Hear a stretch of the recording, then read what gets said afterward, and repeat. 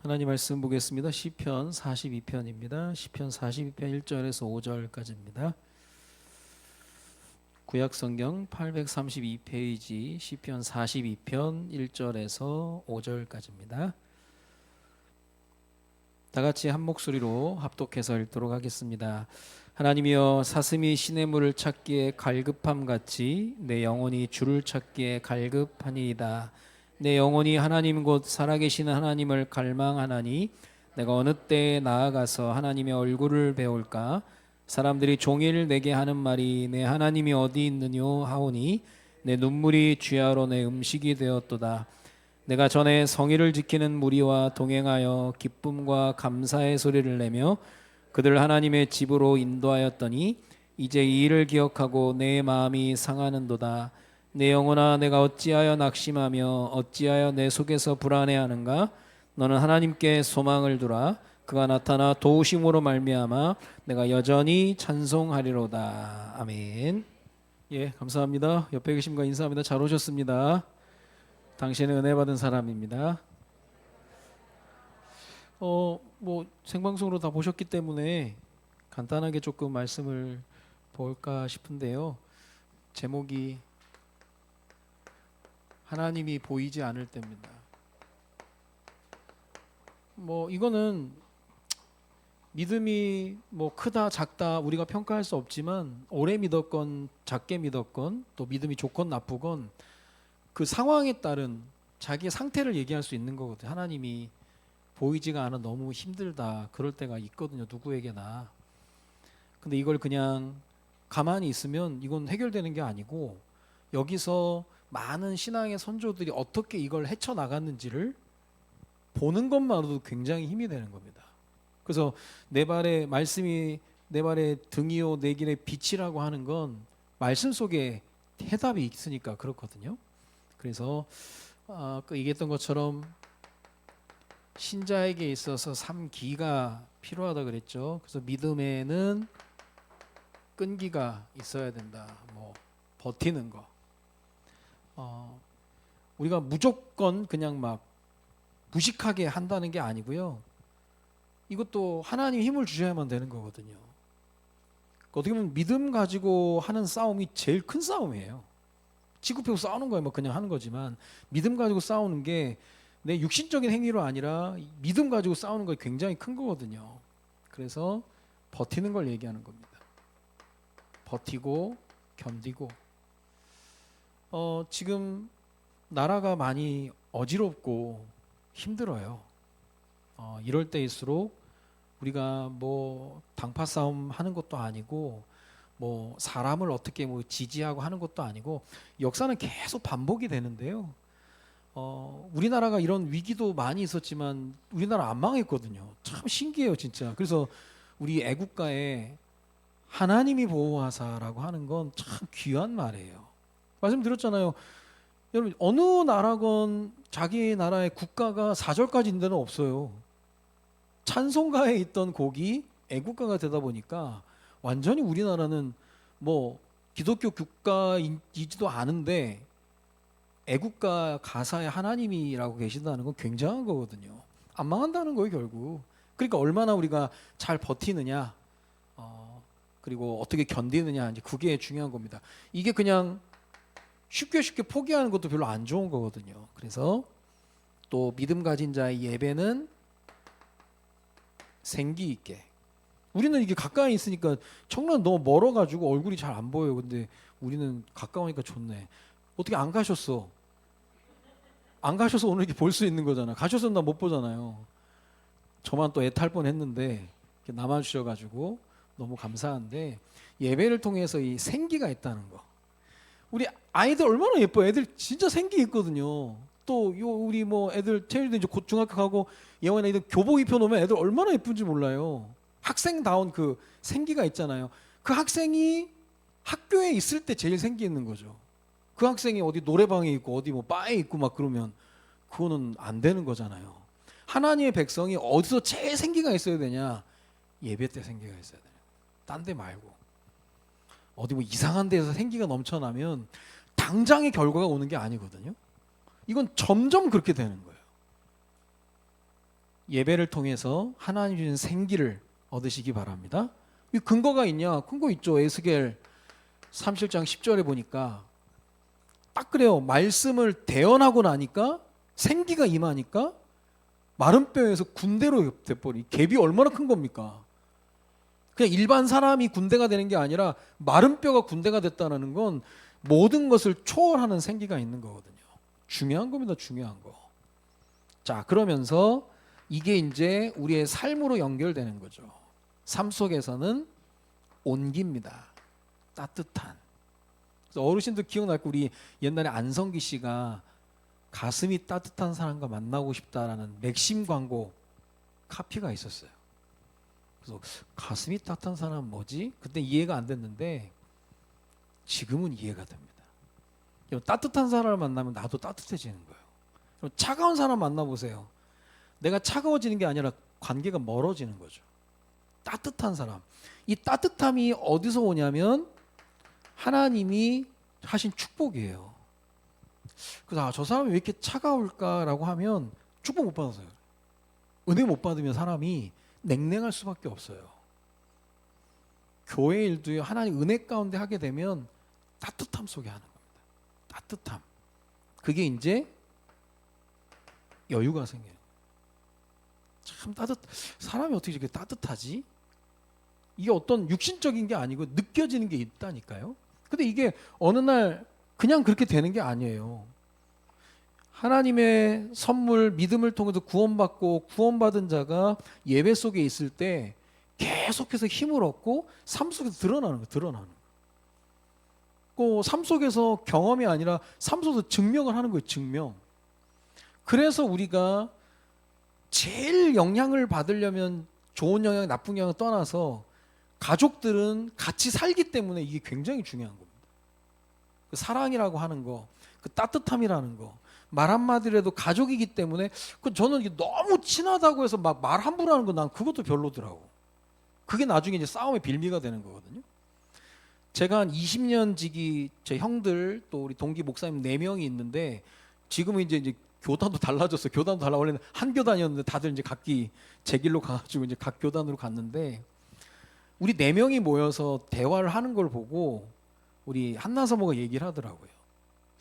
자기 주변에 보통 뭐 남자 애들 친구들 보면 서로 대화하는 게 너무 거칠고 비아냥거리고 에이 네가 뭐하냐 아이고 니까짓 게 뭐 막 그런 게 재밌다고. 또 요즘 고등학교나 중학교 남자애들도요 여자 욕을 해요. 지들끼리 여자들 되게 싫어하는 거 막 2년 전년 욕을 남자들끼리 한다니까. 그러니까 막 너무 거칠고 막 하는데 지들은 친하다고 하는 건데 나중에 그것 때문에 싸우고 그러거든요.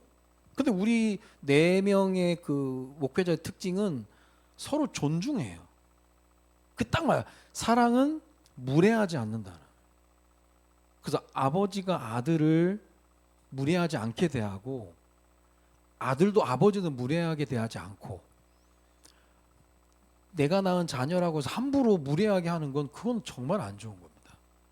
그 사랑이라고 얘기할 때 사랑은 무례하지 않고 근데 우리는 사랑하기 때문에 무례하잖아요. 너무 말 함부로 하고. 그 이게 사람이 왜 그러냐 그게 아니라 하나님의 축복 든든한 축복을 받지 않으면 여유가 없으니까. 여유가 없으니까. 저도 막내고 우리 한나사모도 막내인데 가끔 얘기하는 게 둘이 참 험난한 삶을 살았다. 막내인데 막내의 대우를 못 받고 지금 우리 집 막내를 보면 우리랑 너무 차이가 나는 거야. 얘는 그냥 완전 망나니 막내라 그냥.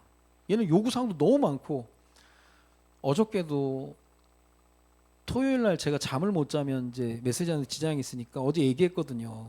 막내야 네가 아빠 잘 때 들어오면 내일 설교는 네가 해야 된다. 나 교회 안 간다.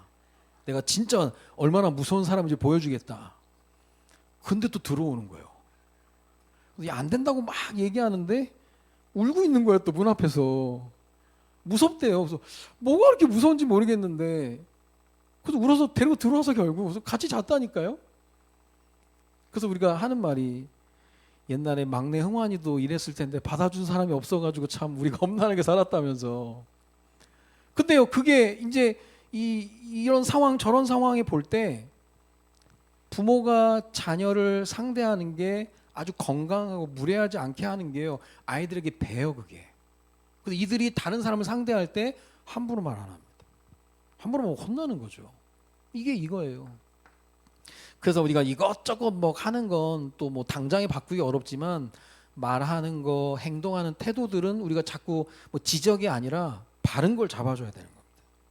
야, 가족끼리라도 무례하지 않게 해야 된다. 너무 중요한 거. 여러분 진짜 중요할 때, 진짜 어려울 때는 가족이라고 얘기하잖아요. 뭐 우리 교회 식구도 한 가족이라고 하는데 필요합니다. 필요합니다. 그래서 아까 제가 설교했던 오늘 나올 때 어떤 남자의 사람이 뒤에서 껴안으면서 사랑한다고 뜨거운 사랑을 드린다면서 막 그러더라고요. 필요한 겁니다. 끈기, 생기, 온기. 자, 그러면서 오늘 고라 자손의 노래예요. 표제어에 보면 우리 성경에 보면 다른 색깔의 글씨가 쓰여져 있을 거예요. 그게 표제어라고 얘기하는 겁니다. 그게 뭐냐면 고라 자손의 마스길, 인도자를 따라 부르는 노래 그랬거든요. 마스길이라고 하는 것은 교훈시를 얘기합니다. 고라 자손의 교훈시. 그 여기 굉장히 의미가 있어요. 그 제가 모세오경을 다 띈 다음에 신명기까지 한 다음에 제가 시편을 좀 강의를 할까 생각하는데요. 시편의 실제 내용이 어디서 나온 응답이냐면 모세오경의 내용에 말씀받은 자들의 고백이 시편으로 나오는 거거든요. 그래서 제가 요즘 성경을 이렇게 보면서 너무 신기한 거예요. 야, 이게 이렇게 연결되어 있구나. 이게 주석을 보니까 저는 그동안 잘 몰랐던 내용들이 막 담겨져 있는 거예요. 그래서 모세가 우리에게 5권의 책을 줬다면 그게 이제 창세기, 출애기, 레위기, 민수기, 신명기, 모세오경이잖아요. 그런데 다윗은 우리에게 시편 5권을 줬다 그렇게 얘기하거든요. 총 150편의 시편을 5권으로 나누거든요. 그 5권의 시편을 다윗이 제일 많이 썼으니까 그 중에 오늘 42편부터가 제2권 시작이에요. 그러면 제2권 시작이면 1권은 창세기에 관한 거, 2권은 출애굽기에 관한 거예요. 또 3권은 레위기, 4권은 민수기, 신명기 그렇게 된 거. 그가 여기가 이스라엘 백성들의 노예의 삶과 연루되는 거예요. 그거 너무 힘든 거야. 이것을 근데 거기에 빠지지 않고 그냥 어떻게 계속 하나님의 역사를 기다린 거예요. 430년 동안. 딱 맞습니다. 이게. 버틴 거죠. 분명하니까. 하나님 하실 일 분명하니까. 그런데 얼마나 힘들었으면 오늘 우리가 읽진 않았지만 6절에 보면 요단 땅과 헤르몬과 미살 산에서 주를 기억한다라고 하는 게 이 시편 42편의 별명이 도망자의 시예요. 계속 도망다니 너무 힘들어서. 하나님의 자녀가 이럴 수 있냐? 이럴 수 있습니다. 저는 혹시 여러분들이 정신병적으로 조금 어려우시다면 약도 드실 거 필요해요. 내가 하나님 전에 기도하면 되지. 물론 맞는 거지만 약에 대한 것도 하나님이 허락을 하셨기 때문에 약 먹으면서 하는 거죠. 근데 우리가 이제 자칫 잘못하면 약 먹는 거에도 되게 우리가 막 이상하게 막 경각심을 가지고 있는데 그건 그렇게 좋은 게 아니에요. 약 먹을 수도 있는 거예요. 우울증 약 먹을 수도 있고 뭐 정신병 약을 먹을 수도 있고 그게 왜 문제예요? 그게 아무 문제 아닌 거예요. 그거 먹으면서 은혜 받아서 치료하면 훨씬 더 나을 수 있는 거거든요. 근데 이제 그걸 자꾸 터부시하고 막 교회에서 그걸 뭐라고 하니까 먹는 걸 자꾸 숨기는 거예요. 그러니까 교회에서도 아니 얘가 얘기하잖아요. 아프면 얘기하면 되는데 아픈 게 무슨 뭐 잘못해서 그런 것처럼 자꾸 이걸 죄로 연결시키고 하니까 자꾸 감추는 거예요. 뭐든지 감추면 안 좋은 거잖아요. 자꾸 드러내야 되는 거죠. 드러내서 하는 건데 이 지금 시편 42편의 그 내용은 다 드러낸 거예요. 난 너무 힘들다. 하나님이 안 보인다. 그렇게 얘기를 하는데 여기서 우리가 봐야 될 게 2권에서는 거의 다윗과 고라 자손이 쓴 시예요. 아삽의 시하고 솔로몬의 시 한 편 빼고는 다 다윗 아니면 고라 자손이 썼는데 이 우리가 고라 자손을 그냥 넘어갈 수가 없는 거죠. 어떤 인물들인가. 이게 민수기 16장에 모세와 아론에게 반역했어요. 근데 여러분 반역을 할 때도 영향력이 있다 보니까 당시 지도자 250명을 홀린 겁니다. 250명을 홀릴 정도로 그렇게 돼버린 거예요. 그리고 나서 땅이 갈라져서 죽음에 이르게 돼요. 근데 성경이 얼마나 정확하냐면 민수기 26장 11절에 보면 고라 자손이라고 했는데 고라의 아들들은 이 반역에 동조하지 않았어요. 신기하죠. 자기들이 볼 때 아버지가 반역을 하는 게 맞지 않아. 그러니까 안 가는 거예요. 야, 정이 있지. 정 때문에 가야 되는 건 아닙니다. 그래서 우리가 이 부분이 조금 어려울 수 있지만 고라의 반역에 고라의 자손들이 동조 안 했다라는 건 이건 굉장한 거예요. 자손들만의 뭐가 있는 거예요. 부모의 신앙과 부모의 믿음의 결단을 우리가 존경하지만 그게 옳지 않으면 돌아설 수도 있어야 되는 거거든요. 그거는 하나님 앞에서의 나니까. 근데 고라의 아들들이 동조 안 했다는 의미로 고라의 아들들은 죽지 않은 거예요. 다 빠져 죽었는데. 그런데 살아남은 이들에게는 뭐가 따라다니냐? 꼬리표가 따라다니는 거죠. 저 반역의 우두머리 자녀들이다, 후손들이다, 막 그런 얘기들. 자, 그러면 우리가 레위 지파가 그 어려움 속에서 여기에 멈추지 않았다니까요. 그런가 보다 이걸 그냥 운명으로 받아들이는 게 아니에요. 하나님 우리 이렇게 버리지 않는다. 하나님 절대 우리에게 그렇게 하지 않는다라고 하면서 이들이 회복을 꿈꿉니다. 회복을 꿈꾸면서 이들이 선택했던 게 뭐냐면 그게 예배예요. 예배. 예배를 드리면서 그것뿐만 아니라 오늘 부르는 노래하면 예배의 주관자 되는 찬양을 담당하는 사역자로 돼버린 거예요. 그래서 구약에 이제 해만과 여러 몇 명 유명한 아주 중추적인 역할을 한 그 사역자들이 나오는데 그 중에 해만이라는 사람이 고라 자손이에요. 했다니까요. 근데 이 예배라고 하는 부분에 포커스를 맞추니까 하나님이 그걸 정확하게 알고 인도하시는 거예요. 그래서 에스겔 18장 2절 3절에 보니까 너희가 이스라엘 땅에 관한 속담에 이르기를 보세요. 아버지가 신 포도를 먹었으므로 그의 아들의 이가 시다고 하면 어찌 됨이냐. 아니 아버지가 신 포도를 먹었는데 아들의 이가 시다. 그거는 다 연결된다는 거거든요. 꼭 연좌제처럼 아버지가 신 포도를 먹었으니까 아들도 이빨이 시지. 근데 주 여호와의 말씀이니라 내가 나의 삶을 두고 맹세하노니 너희가 이스라엘 가운데에서 다시는 이 속담을 쓰지 못하게 되리라 하면서 이걸 끊어준 거예요. 이게 우리에게 준 굉장히 큰 메시지예요. 우리 가정에 우리 가문에 여러 가지 많은 쓴뿌리들이 있잖아요. 그거 그냥 운명으로 받아들이면 똑같이 되는 거예요. 그게 아니라는 거예요. 물론 영향은 있다니까요.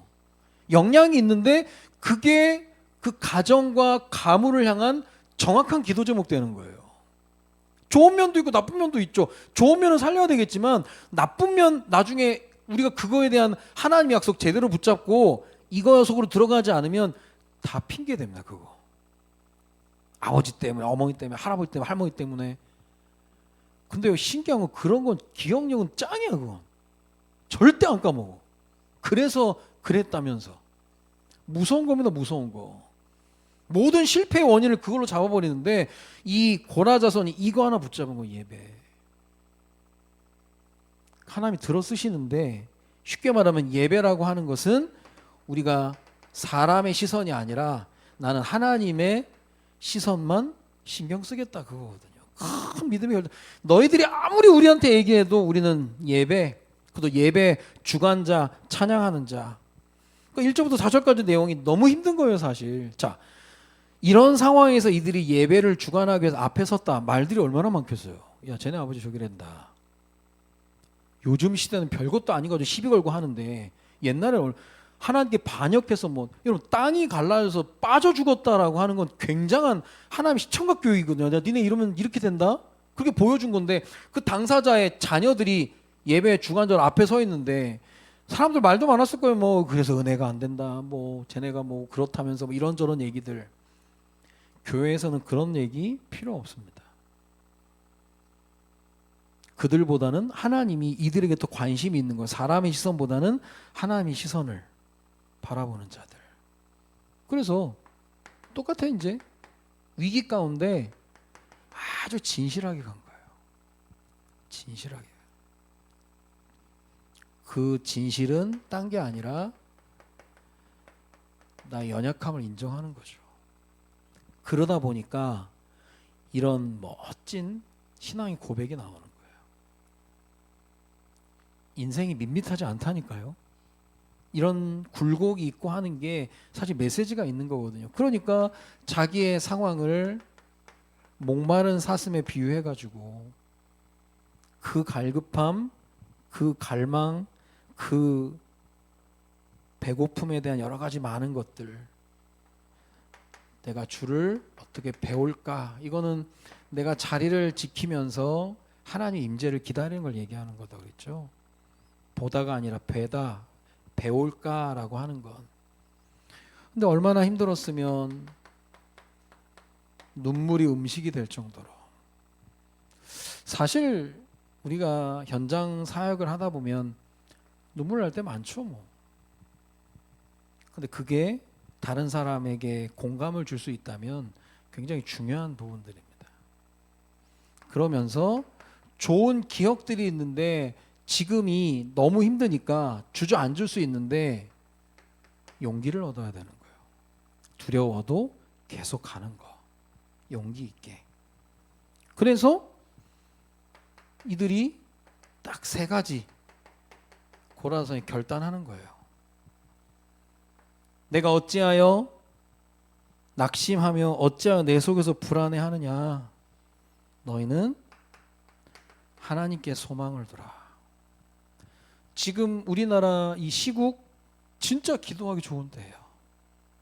우리는 뭐 당을 나눠서 하는 거 아니에요. 교회는 그런 거 없습니다. 우리는 하나님이 세운 위정자라면 누구든 기도해 줘야 되는 거예요. 근데 이게요, 참 신앙 따로 이게 정치 얘기만 나오면 이제 파가 갈리는 그런 게 있는데, 저는 지금 정치 얘기를 하는 게 아니고요. 저 정치 잘 모르고 저는 뭐 당파 그런 거 잘 몰라요. 근데 어쨌든 대한민국을 하나님이 제사장 나라로 부르셨고 이런 일을 허락하셨다면 나머지는 하나님이 하시는 거예요. 어쨌든 하나님이 세우셨으면 하나님이 실수로 세우진 않았을 거 아니에요. 분명해요. 그러니까 우리가 기도하는, 그러니까 우리가 갈수록 하나님께 소망을 두는 거죠. 그러면서 하나님의 도우심을 기대하는 거고, 그러니까 늘 기다리는 하나님이, 그가 나타나 도우심으로 말미암아, 그가 미리 알고 하나님이 여전히 응답하실 거기 때문에 난 여전히 찬송하리라, 그런 겁니다. 그러니까 오늘 우리 권사님 기도하신 것처럼 그 자리, 그 제자인 거예요. 자리만 지켜도 그렇잖아요. 청라에도 이제 제가 이제 행정을 맡다 보니까 여러분들이 와서 이제 얘기도 하시고 말씀 나누시는데 공통점이 있어요. 이들이 교회를 사랑하시는 분들. 여러분, 사랑하지 않고 관심 없으면 교회가 뭐 사람이 많건 적건 상관 안 한다니까요. 근데 어떤 부분은 이제 안타까움에 와서 얘기하고 막 뭐 혹시 불평처럼 들리지만 사랑의 표현이에요. 너무 마음이 아프니까 이런저런 얘기를 하는데, 그러면 이제 만남을 가진 다음에 마무리는 또 우리가 기도로 또 해야 되잖아요. 그래서 기도하면 항상 울어. 그냥 사랑이 복받쳐 오니까요. 우리 교회니까. 뭐 지금 그래서 우리 316교회 전체가 지금 정말 기도해야 될 뿐만 아니라 국가적으로도 참 그런 거예요. 어떻게 하나님이 또 이 나라 이민족을 어떻게 이끌어갈지 저는 솔직히 놀란 게 국회가 이렇게 힘이 있는지 난 몰랐다니. 와, 난 어떤 애가 국회에서 지나가면서 엄마 저기 뭐야 그랬더니 뭐 사람들 노는 데라고, 돈 받고 노는 데라고 막 얘기했다고 하는데, 나는 이번에 국회의장이 막 담 넘어 들어가가지고 의결 내가지고 그냥 계엄 끝내버리는 게요. 와, 이게 야, 이게 무서운 거구나. 결정적인 게 있구나. 그래서 그냥 2시간 만에 끝내버리잖아요. 그래서 야, 이게 국회에서 이게 허결하게 안 되면 그 전에는 이거 완전 개판이었구나. 그렇게 된 게. 야, 이게 역할들이 있구나. 하나님이 이렇게 진행해 나가신 가운데, 야, 그래서 야, 이 국회의원 진짜 이게 우리 아이들 키워서 정계 질주시키는 게 이게 보통 일이 아니구나. 어필을 할 수 있는 거니까요. 지금 표싸움이잖아요. 결국 자기네끼리 표싸움인데 너무 중요한 거예요. 진짜 우리가 지금 그 자리를 떠나버리니까 지금 이제 정족수가 안 돼가지고 지금 어려움도 당하고 하는데, 교회도 마찬가지입니다. 그냥 다른 사람 상관없이 내게 그 하나님 허락하신 자리, 쉽게 말하면 내게 심겨놓은 그 자리에서 잘하고 있으면 나머지는 다 되는 거예요. 그냥 그 자리 그 제자입니다. 그렇게 되는 거죠. 자, 그래서 우리가 확신 가지고 해야 될 것들이 있습니다. 아까도 얘기했던 것처럼 모든 질문, 다양한 질문들을 우리가 할 수 있는데 이것으로 끝나면 안 돼요. 계속 의문이 남는 게 아닙니다. 이것을 마침표를 찍어버리는 거죠. 네가 어찌하여 낙심하며 어찌하여 불안해하는가. 큰 의심으로 끝나는 거예요. 마침표를 찍어버리는 거예요. 나는 하나님께 소망을 두고 하나님의 도우심을 기대하며 나는 여전히 하나님을 찬송하리라. 그겁니다. 그래서 제가 늘 말씀드리는 게 미래는 선택하는 게 아니라 결정하는 거예요. 결정하는 거. 그 말씀을 하나님이 앞서 주신다는 건 한 주간의 답인 거예요. 답 주고 시험 보라는 게 얼마나 행복한 일입니까? 답 주고 시험 보는데 그 답인 거예요. 그냥 그래 1절부터 4절까지로 끝났으면 그 다음은 없는 거예요. 사실 믿음 고백이 없으면 말씀드리는 게 믿음 고백하고 감사 고백하고 그 다음이 생긴다니까요. 안 그러면 그냥 머물러 있는 거예요. 그냥 눈물이 날마다 내 음식이 되고 막 미치겠고 막 불안해하고 막 떨고 막 불평불만해 막 그렇게 되는데 한 절로 전세를 뒤집어 버리는 거야. 질문했다가도 내가 마침표를 내 영혼아 고백하면서. 그러니까 이게 지금 우리가 읽으니까 그냥 읽어도 우리가 은혜가 되지만 이 고라 자손의 마음의 아픔이 얼마나 컸겠습니까? 이들 자손 고라라는 인물이 잘못했지 그 아들들이 잘못한 게 아닌데 꼬리표가 따라다녀 주홍글씨처럼. 근데 거기에 굴하는 게 아니에요. 늘 세컨 찬스를 주시는 하나님에 대한 기대감이 있는 거예요. 여기서 끝이 아니다. 그럼 하나님 어떻게 하실지 모르기 때문에 우리가 계속 기도하는 거죠. 그래서 이럴 때일수록 자꾸 기도하고 자꾸 하는 거예요. 그렇게 되는 거죠. 그리고 응답의 스케줄입니다. 학부모 교사 세미나가 성경 암송 중심으로 해서 이제 아이들이 어떻게 방법도 방법이지만 그 이런 일을 진행하시는 그 목회자의 마인드가 있겠죠. 그걸 또 우리가 봐야 되겠죠. 우리 청라에서도 지금 잘하고 있고 우리도 이제 진행을 또 해야 될 것 같은데 중요한 부분입니다. 학부모 교사 세미나 12월 22일 날 우리가 또 참석해서 봐야 되겠고요. 새일의 저녁 기도회입니다. 이건 하나님의 또 때를 정하시고 21일 다니엘이 새 일해 동안 기도했을 때 하나님 중요한 응답을 드렸는데 그 다니엘 10장 내용에 보면 그렇게 기도하고 막 그랬는데요. 굉장히 치열한 영적 싸움이 일어나요. 내가 진작에 떠났는데 이 사단이 막 나를 막느라 미카엘 천사장이 나와서 도와주고 막 이건 굉장히 어마어마한 영적 싸움인 거예요. 그래서 이걸 아예 그냥 거들떠도 안 보게만 할 수 있다니까요. 그냥 관심도 없게. 중요한 건데. 그래서 연말 연시 우리가 조금 어려울 수 있지만 마음 담아서 하는 겁니다. 그래서 어떻게든 우리가 연말 연시 기도하면서 이렇게 해 나가는 게 중요하기 때문에 이런 스케줄이 또 진행이 되고요. 그리고 12월 24일 새생명 초청 전도 축제, 25일 성탄 감사 예배, 또 우리 송구 영신 예배, 1월 1일 또 신년 감사 예배 그런 스케줄이 있는 거 그냥 따라가면 되는 거거든요. 주인공이 아니라 그 구경꾼이 아니라 주인공으로서 가는 겁니다. 그래서 마음 담고 여러분 환경과 여건이 안 된다라고 하면 기도해야 되는 거예요. 여건과 환경을 달라고. 그 여건도 극복하고 따라갈 수 있도록 우리가 기도를 하는 게 필요한 겁니다. 그래서 그거는 결국 상황과 환경들은 항상 지나갈 수 있어요. 그래서 우리가 얘기하잖아요. 희망이라는 말이 좋은 건데 하나님께 소망을 두고 하나님께 희망을 걸어야 되는데 다른 데서 희망 걸어보면 큰일 나는 거예요. 화투판에서 희망 건 게 뭡니까? 다음 판은 되겠지, 다음 판은 되겠지. 집 날리는 거예요. 애들 학비 날리고 뭐 병원비 날리고 막. 희망이라는 단어도 있지만 희망이라는 단어가 어디서 희망을 갖느냐, 그게 너무나 중요한 겁니다. 우리는 하나님께 소망을 두고 사람 바라보지 말고 그냥 하나님 바라보면서 가는 걸 얘기하는 거죠.